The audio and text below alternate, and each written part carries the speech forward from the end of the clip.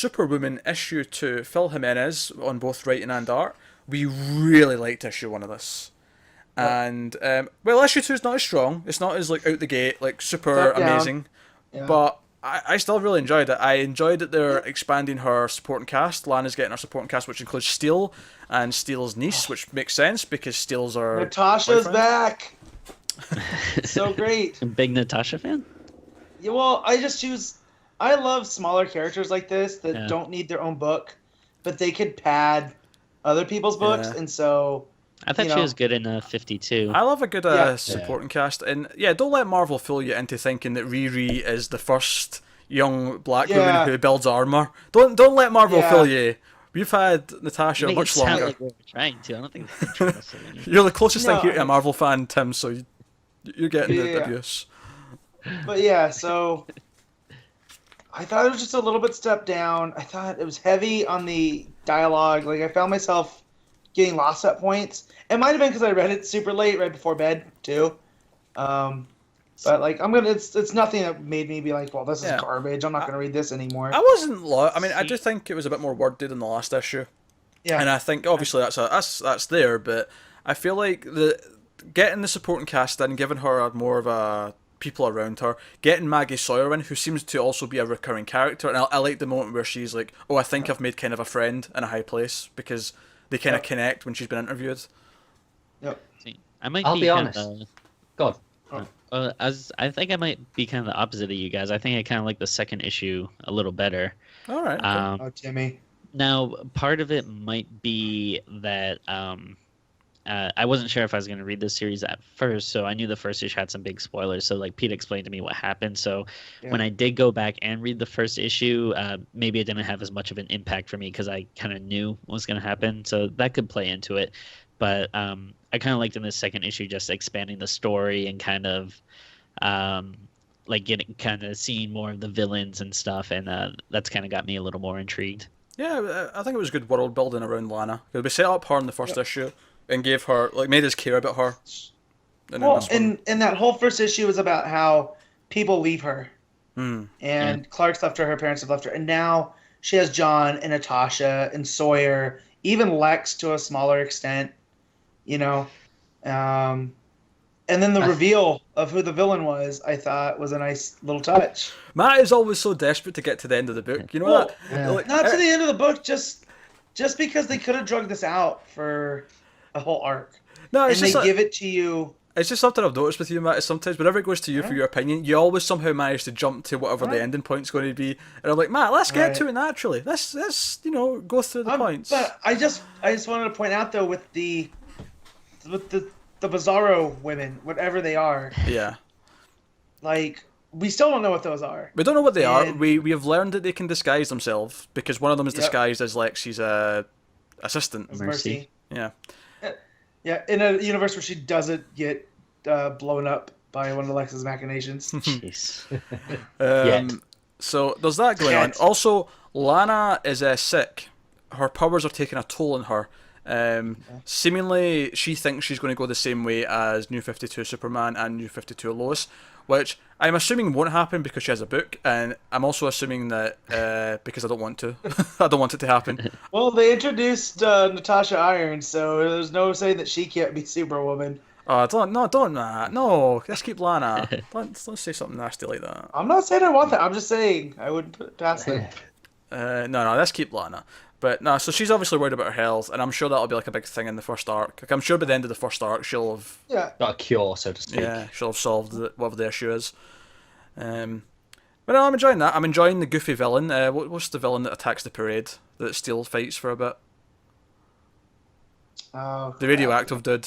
What's his name? Oh, the Atomic Skull. Atomic Skull. Yeah, thank you. That is so goofy. I love it. Yeah. So goofy. That was from the era that this is totally not Ghost Rider. It's an atomic skull. Well, if they're copying Natasha with Riri, we can copy Ghost Rider with Atomic Skull here. Why not? Well, wasn't he like a JSA villain? I could be wrong, but I probably. Yeah, he's been around for a while. But in the 80s, he got the refurb into a biker type character. I feel like any sort of like villain who's below C list is probably been a JSA villain at some point, because they tend to pull in all the low names and all that to fill out their stories. Yeah. But no, yeah, the big reveal at the end. Let's talk about that. So the villain behind this, the villain who's running the super Bizarro women people, it turns out to be someone who we guessed, I think, when the last issue was talked about. I think we did. Yeah. If we didn't do it on the show, I'm sure someone I was speaking to mentioned it. That is Lena Luthor is the one behind it all, and she captures Lex at the end, and she's the one behind it all.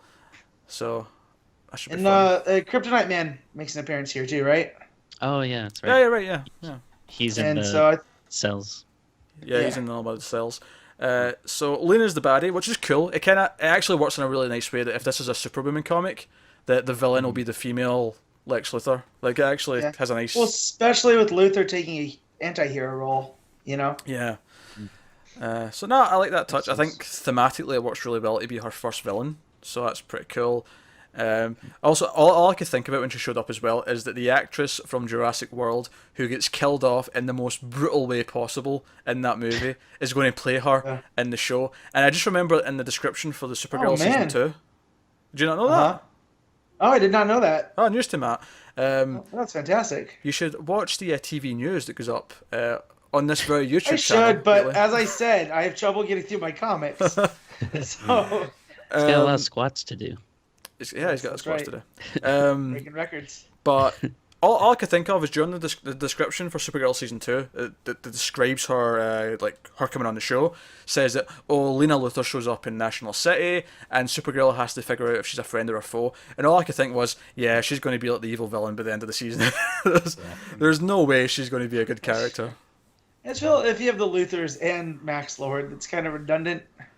I was just waiting for Wonder Woman to make a cameo and snap his neck, honestly. Yeah. Just flies head, snaps leaves.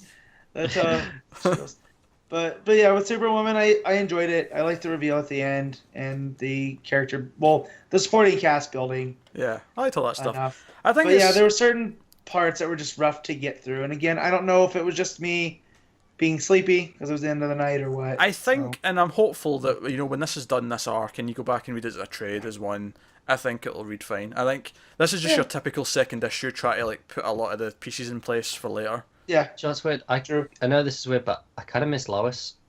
I really liked the interplay and the dynamic between the two. Where I feel this issue suffered a little bit. Maybe it'll be fine once the supporting cast builds a bit more and we get a bit more repertoire between them. But for now, I feel like it's missing something that the first issue had.